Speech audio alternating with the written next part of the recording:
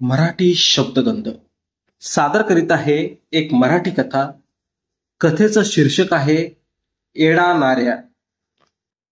एडा नाऱ्या ही कथा सत्यशोधक कॉम्रेड अण्णाभाऊ साठे यांच्या लेखणीतून साकार झालेली कथा आहे. चला तर ऐकूया कथा एडा नाऱ्या. एकाएकी हिऱ्याच्या चाळीत बोंबाबोंब उसळली. काय झालं काय झालं असं म्हणत माणसं तिकडे धावत सुटली आणि तिकडून येणाऱ्यांना अडवून विचारू लागली, हिऱ्याच्या चाळीत काय झालंय?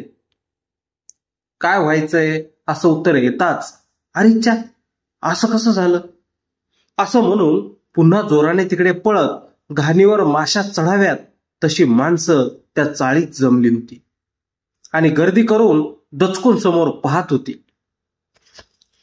नाऱ्या खरोखर पिसाळला होता. त्यानं धोत्राची लुंगी लावली होती. त्याच्या अंगात पैरण नव्हती. तो पायानं अनवाणी होता.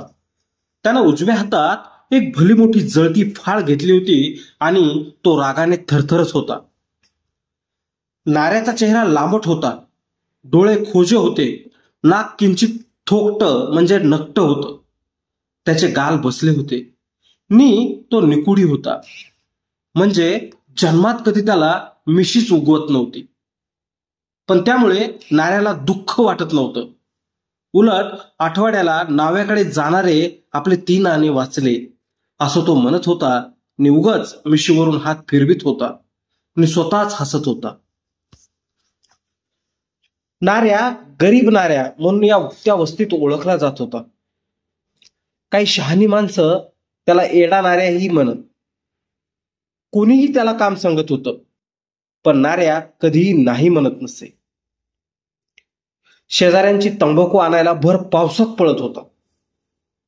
तो चालताना फेगडा चालत होता. त्यामुळे काही त्याला भूत समजत होते. कारण चहाची पूड आणायला तो गेला क्षणात परत येत होता. हा नाऱ्या एका तेल कारखान्यात काम करीत होता.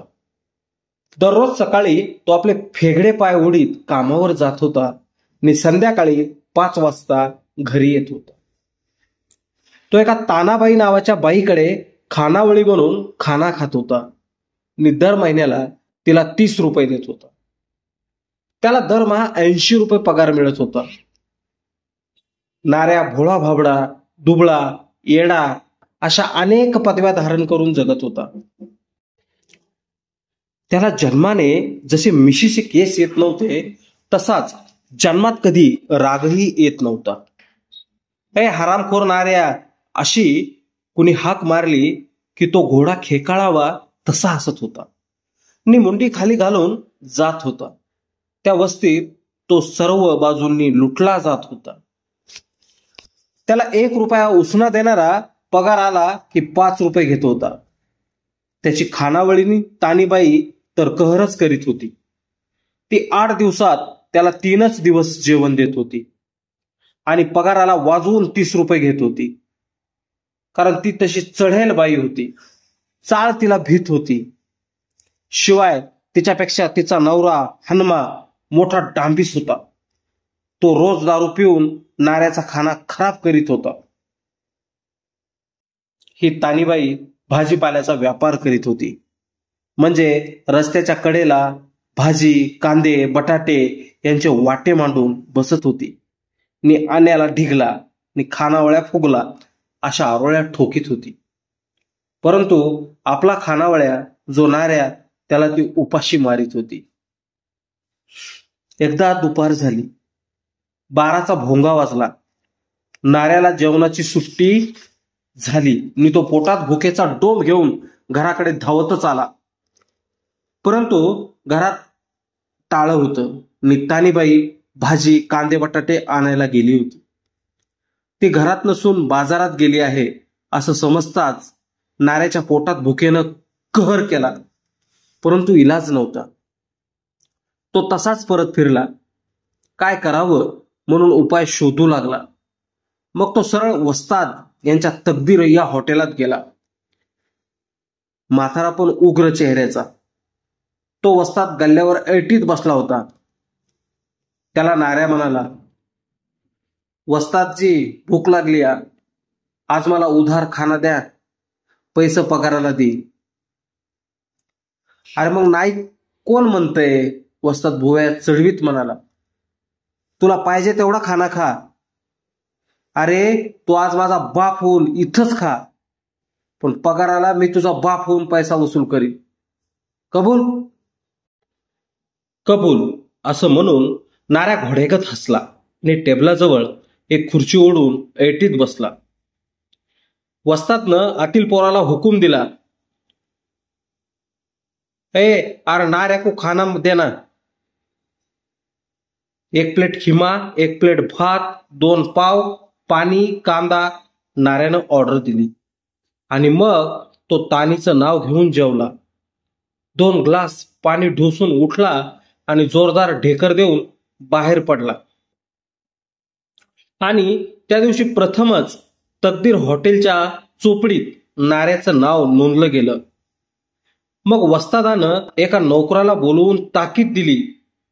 म्हणाला, आजपासून हा नाऱ्या आपल्या हॉटेलात जेवला ना जेवला तरी त्याचं 1 रुपयाचं जेवण रोज लिहून ठेवायचं. चाकरानं मुंडी डोलावली आणि नाऱ्याच्या डोकीवर नवीन कर्ज रचायची तयारी दर्शवली. 5 वाजले. नाऱ्याला सुट्टी झाली आणि पोटात आग पडली. तो धावतच घरी आला. घरात तानी स्वयंपाक करीत होती, म्हणजे भाकरी थापीत होती. तिला घाई झाली होती, कारण तिचा नवरा रस्त्यावर भाजीपाला विकत बसला होता. लवकर जाऊन त्याला मोकळा करायचा होता, नाहीतर तो भडकेल याची तिला भीती वाटत होती. हनुमा वाटेकडेला एक पोतं अंथरून त्यावर कांदे बटाटे यांचं ढिगल लावून तानीची वाट पाहत होता. ती आली की दारू ढोसायला जायचं असा तो विचार करीत होता. नाऱ्या आला. निखुळकर हसला. त्याला पाहताच तानीच्या कपाळावर आठी उमटली आणि नाऱ्या म्हणाला, मला लय भूक लागली, वाढ बरं. म्हणजे? तानी गुरुकन म्हणाली. मी काय 20 हाताची रावण हाय होय? तुला दिसत नाही का? वाईचं बसकी. तानीच्या या ठसक्यानं नाऱ्या गार पडला. त्याला माहित होतं की तानी 10 तारीख पगार जवळ आली की गुळावानी गोड बोलती आणि पगार होऊन तिची रक्कम तिला मिळाली की ती पुन्हा भडकत असते. नाऱ्या म्हणाला, दुपारी बी भाकरी नव्हती. मग काय झालं? एखाद्या वक्ताला भाकरी नसली म्हणून काय माणूस मरतं का काय? तानीनं फनकाऱ्यानं विचारलं आणि नाऱ्या म्हणाला, म्हणजे कसं काय? हे बघ, तुझा खाना मला महाग पडतोय. तानी बिथरलेल्या मांजरीप्रमाणे नाऱ्याकडे पाहत म्हणाली, हे मला झेपणार नाही. अगं तानाबाई, 8 दिवसात तू मला 2 नाहीतर 3च दिवस भाकरी देतेस आणि पगाराला 30 रुपये वाजवून घेतीस. नाऱ्या किंचित चिडक्या स्वरात म्हणाला, आणि वर माझा खाना महाग बनतीस. अय बाबा, तंडू नको. तानी चिचुंद्रीसारखी आवाज काढीत म्हणाली, तुला कुत्रं थारा देत नव्हतं तेव्हा म्या तानीनं तुला आसरा दिला. तानी म्या म्या करू लागली. नाऱ्या गप्प झाला, पण त्याला थोडासा राग आला. त्याचं थोकं नाक उडू लागलं. ते पाहून तानी नरमली. तिनं नाऱ्याला जेवण वाढलं. म्हणाली, अरे बाबा जेव, परवाईचं दमन. मी एकटी हाय. मालक रोज दारू ठोसून रोगटलेल्या कोंबड्यावानी येतोय. मी तरी काय करू? हे ऐकून भांडखोर तानी एकाएकी इतकी नरम कशी झाली याचा विचार करीत नाऱ्यानं 4 भाकरी दडपल्या, पितळीभर कोरड्यास हाणलं आणि तो घराबाहेर पडला. तानीनं झाकपाक केली आणि ती दुकानावर गेली. हनुमा चिडलेल्या माकडाप्रमाणे चेहरा करून म्हणाला, साले किती का उशीर? काय करू? नाऱ्याचं मड बसलं होतं की. तानीनं नाऱ्याला शिवी देऊन हानम्याचा राग कमी केला. मग 2 रुपये घेऊन हानम्या दारू हुडकीत गेला. रात्रीचे 8 वाजले होते. अजूनही कामावरून माणसं येत होती आणि जी आली ती जेवून टोळीत भटकत होती. हॉटेलात पानाच्या दुकानावर भलतीच गर्दी झाली होती.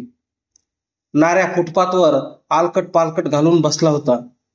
त्याला तंबाखू हवी होती, पण त्याच्याजवळ पैसा नव्हता. तो पान खाणाऱ्या, सिगरेट ओढणाऱ्या माणसाचा हेवा करीत होता. काय नारायण, बसलास? शेजारी राहणाऱ्या वाघमारे मास्तरनं विचारलं. मी त्याच्याजवळ बैठक मारली. तो आताच कामावरून येत होता. तो अंगानं हडकुळा होता, तसाच भित्राही होता, पण त्याला अन्यायाची चीड होती. तो म्हणाला, नारायण, निवांत कसा आज? पण काय करू, नाऱ्या कन्नत म्हणाला. तुम्ही उशीर केला. आलो फिरत फिरत. खाल्ली का भाकरी? कशाची भाकरी न कशाचं काय? नाऱ्या कन्नत म्हणाला, दुपारी तर भाकरच नव्हती. आता भाकरी खायला गेलो तर तानी माझ्यावरच तडकली. ती तिची चूक नाही, वाघमारे म्हणाला. नारायण, हे तुला कळायचं कधी? अरे ती बाई 8 दिवसात तुला 3 वेळा भाकरी वाढून महिन्याला 30 रुपये वसूल करते. हे तुला का समजू नये? आणि तू वेड्यासारखा वागतोस. तुला राग कसा येत नाही? अरे बाबा, भल्याची ही दुनिया नाही. तुला चीड येत नाही. मग काय करू मास्तर? नाऱ्यानं हताश होऊन विचारलं. आणि वाघमारे रागीट चेहरा करून म्हणाला, हे पहा, जोपर्यंत तुलाही कळतं, तुलाही राग येतो, हे दुसऱ्याला कळत नाही, तोपर्यंत हे असंच चालणार. एकदा तुझंही डोकं भडकलं की तानी तुझ्या पुढं पाली पुढं विंचवानं नांगी टाकावी तशी नांगी टाकेल. खरं म्हणता? नाऱ्यानं वाघमारेकडे चकित होऊन पाहिलं आणि तो म्हणाला, मला कधी जन्मात रागच आला नाही, पण जर का आला तर भलताची. अरे मग येऊ दे की, वाघमारे बोलला. त्यानं नाऱ्याचा कोळसा फुंकर घालून फुलवला, त्याचा निखारा केला आणि उठून घरी गेला. आणि नाऱ्या विचार करू लागला, मी दुबळा आहे, मला राग येत नाही, मला सर्व लुटतात, मग मला राग कसा येईल? तानी पगार जवळ आली की कशी गोड बोलते, आणि पगार झाला की बोचकारे काढते. आणि तिचा तो नवरा तर दादाच झालाय, तो रोज मला शिव्या देतो. वाघमारे मास्तरच खरं आहे, कारण मला रागच येत नाही, परंतु तो राग मला कसा येणार? आणि याच ठिकाणी नाऱ्याच्या विचाराचं घोडं अडून बसलं होतं. मग त्याची मती खुंटली आणि मग आपल्याला राग कसा येणार हा विचार त्याच्या डोकीत थैमान घालू लागला. एवढ्यात लंगडा दिन्या रणपिसे पाय उडीत येऊन नाऱ्याजवळ बसला. पान सुपारी तंबाखू मांडून म्हणाला, नाऱ्या बेटा खा पान. पान सुपारी तंबाखू पाहून नाऱ्याला आनंद झाला. त्यानं हा म्हणता पानाचा तोबरा भरून वर तंबाखूचा बकाना मारला आणि पान चावीत म्हणाला, दिन्या आल्या का? कुठं गेला होतास? चौकीवर. दिन्या उत्तरला. कारण? नाऱ्याचा पपला. दात पाडलं भडव्याचं? दिन्या बोलला. माझ्या खानावळीच्या नवऱ्याचं. दिन्या गुरकून म्हणाला, अरे म्या पगाराला 30 रुपये दिलं, परत खर्चीला 15 रुपये दिलं, म्हणजे गेल्या महिन्याचे 30 रुपये भागले आणि चालू महिन्याचे 15 पोहोचले. पर तो 12 टिकलीचा आला 10 रुपये. बरं मग र? नाऱ्या चमकला. बरं मग काय? दिन्या म्हणाला. आणि तो म्हणायला लागला की 30 रुपये खानावळ दे. बरं मग? नाऱ्या टरकला. त्याच्या डोळ्यापुढं मारामारी सुरू झाली. दिन्या म्हणाला, मग काय? मला आला राग, उठलो आणि दिली एक फाईट ठेवून. तसा पडला गटारात. परत उठून अंगावर आला, मी परत दुसरी दिली. एक जोरदार फाईट मारली. त्या फाईटनं त्याच्या पुढचे 2 दात उडाले. मग रे दिन्या? नाऱ्यानं दात विसकले आणि दिन्या म्हणाला, मग काय? तो मादरचोद बोंबलत चौकीवर गेला. त्याच्या मागणं खानावळी पळाली. त्यांनी पोलिसात कंप्लेंट केली. मगर?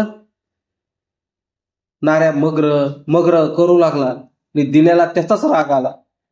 तो म्हणाला, लेका नाऱ्या, पोलिसांनी मला बी चौकीवर नेलं, पण खानावळीचा नवरा 10 रुपये आलेला होता, म्हणून त्यालाच पोलिसांनी लॉकअपात कोंडला नि मी परत आलो. किस्सा खालास. भले नाऱ्यानं उशिरा कोंडून ठेवलेला दम सोडला. राग आला की दात पाडतो, नि दारू प्यायलेला असला की तो बंद होतो, नि आपण घरी येतो. हा नाऱ्याला नवा शोध लागला. त्याला रागाची महती कळून आली. नंतर ते दोघं बोलत बोलत घरी आली. तानीचा नवरा भरपूर दारू झोकून आला होता, नि बोंबाबोंब करीत होता, आणि तानीलाही बोंब ठोकायला लावित होता. तो तिला एकच प्रश्न विचारित होता, तानी तू मला काय समजतेस बोल.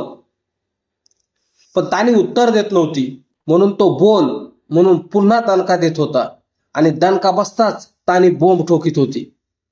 त्या बोंबाबोंबींनी रात्र भरारली होती, नि ती चाळ हादरत होती. माणसं जमून गंमत पाहत होती. नाऱ्या अंधारात उभा होता. तो तानीचा तमाशा पाहत होता, आणि दिन्यानं आपल्या खानावळीच्या नवऱ्याचं दात पाडलं. आता आपण हनम्याचं दात कसं पाडावं याचा तो विचार करीत होता. 10 तारखेचा दिवस उजाडला. तो पगाराचा दिवस होता. तानी चिक्की गुळागत बोलू लागली. तिनं हसत हसत नाऱ्याला जेवण वाढलं, नि तो बदल नाऱ्यानं हेरला. तो गुमानं कामावर गेला. 5 वाजले. नाऱ्याला सुट्टी झाली. तो पगार घेऊन बाहेर पडला. तोच तानी पुढे आली. तिनं झडप घालून आपले 30 रुपये हिसकून घेतले, नि वाट धरली. तोच वस्तादानं चढाई केली. म्हणाला, तू माझा बाप होऊन जेवलास, आता मी तुझा बाप होऊन आलो आहे. 30 रुपये काढ चाल. पर मी एकदाच जेवलो की. नाऱ्या किंचाळला, नि वस्ताद पुढं झाला. तो नावाचा वस्ताद होता. त्यानं खाडकन कानशिलात वाजवली. नाऱ्याच्या डोळ्यापुढं चांदण्या चमकल्या. तोच पुन्हा वस्तादानं हात उगारला, नि नाऱ्यानं 30 रुपये काढून त्याच्या हातात देऊन घराची वाट धरली. तो गाल चोळीत धेंगा टाकीत होता. तोच एका बोळात पानवाला उभा होता. तो आपली चोपडी पुढं करून म्हणाला, नाऱ्या फक्त 10ची नोट दे. आधीच गाल फणफणत होता, त्यावर पुन्हा दुसरी नको असा विचार करून नाऱ्यानं 10ची नोट काढून दिली. 70 रुपयांची वाटेतच वाट लागली. मग चाळीत जाताना कोणाचा 1 कोणाचे 2 असे भागून नाऱ्या खंग झाला, जडजडीत झाला. हे असं कसं झालं याचा विचार करीत तो झोपला. ती रात्र संपली, नि रविवारचा दिवस उगवला. तो पगाराचा दिवस होता. पगारवाले लोक चैन करीत होते. खडाखड नोटा मोजीत होते. चहा पित होते. पान खात होते. सिगारेट ओढीत होते. काही लोक दारू पिऊन ताठ झाले होते. नाऱ्या रस्त्यावर उभा राहून पाहत होता. तानीचा नवरा अर्धी बाटली पोटात ओतून टाकी फुल करून बडबडत होता. वस्ताद तर्र झाला होता. त्याची मान वर होत नव्हती, आणि नाऱ्याचा आत्मा पेटला. रात्री पगार झाला, आणि आता माझ्याकडं कवडी नाही. मला त्यांनी लुटलं. एका रात्रीत मला यांनी भिकारी केलं. आता मी काय करू. नाऱ्या मनात चरफडला. व त्याला स्वतःचाच राग आला, आणि तो पिसाळला. वेडा झाला, आणि घरात गेला. तानी चुलीला फळी लावून स्वयंपाक करीत होती. ती नाऱ्याला पाहताच गुरकून म्हणाली, भाकरी झाली नाही अजून. तिच्या कपाळावरच्या आठ्यांनी नाऱ्याचं काळीज उद्ध्वस्त केलं. त्यानं चटकन एक जाळती फाळ ओढली. तानीचा नवरा ओरडला, चले जाव, आणि त्याच वेळी नाऱ्यानं ती पेटती फाळ तणकन त्याच्या टाळक्यात मारली. त्याचबरोबर त्याच्या केसात वनवा पेटला. तो डोकं चोळू लागला. तोच नाऱ्यानं पुन्हा दुसरा दणका दिला, आणि लगेच एक झपाटा तानीला बसवला. आणि मग एकाच वेळी तानी आणि तिचा नवरा यांनी जोरदार बोंब ठोकली. नाऱ्या म्हणाला, काढ माझं 30 रुपये. कसलं 30 रुपये. हानम्या ओरडला, हे असलं 30 रुपये. म्हणून नाऱ्यानं दुसरा एक जोरदार झपाटा दिला.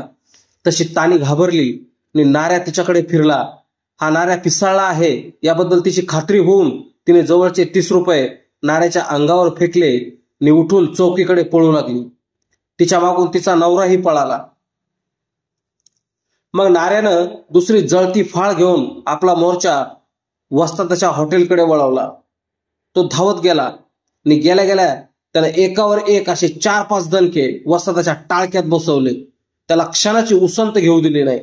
रक्तबंबाळ केला आणि म्हणाला, काढ 30 रुपये. आणि पुढे हात करून लगेच एक फाळ त्याच्या पाठीत बसवली. वस्ताद एरमेटी आला, म्हणाला, कसले 30 रुपये?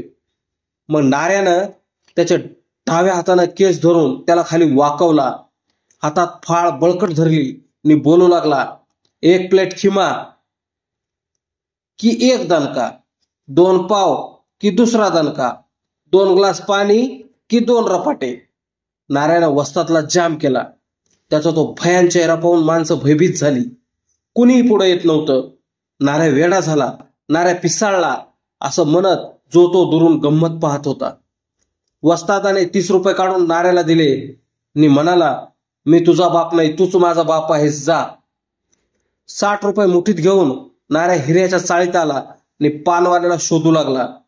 तो रागानं थरथरत होता. आता कोणाला चोपावे याचा विचार करीत होता. लोक दुरून पाहत होते. तोच पोलीस आला. त्यानं नाऱ्याला चौकीवर नेलं. तिथं हनमे आणि तानी बसली होती. इन्स्पेक्टर उठला आणि नाऱ्याला म्हणाला, याला का मारलेस? नाऱ्यानं हात जोडले, म्हणाला, मी याचा खानावळ्या. ह्यो रोज दारू पिऊन येतो आणि मला मारतो. आज बी दारू प्याला आणि मला मारू लागला. मग मी काय करू? दिले 2 दणके. हे ऐकून इन्स्पेक्टर एका शिपायाला म्हणाला, याच्या तोंडाचा वास घ्या. तसा हनमेच्या हातापायातून वारच गेलं. तो कसा तरी उभा राहिला. पोलिसांनी त्याच्या तोंडाचा वास घेऊन साहेबांकडे पाहून होकारार्थी मुंडी हलवली आणि साहेब ओरडला, त्याला बंद करा. पोलिसानं हनमेची मान धरली आणि त्याला बंद केला. मग साहेब नाऱ्याला म्हणाले, तू जा. आणि नाऱ्या ढेंगा टाकीत परत फिरला.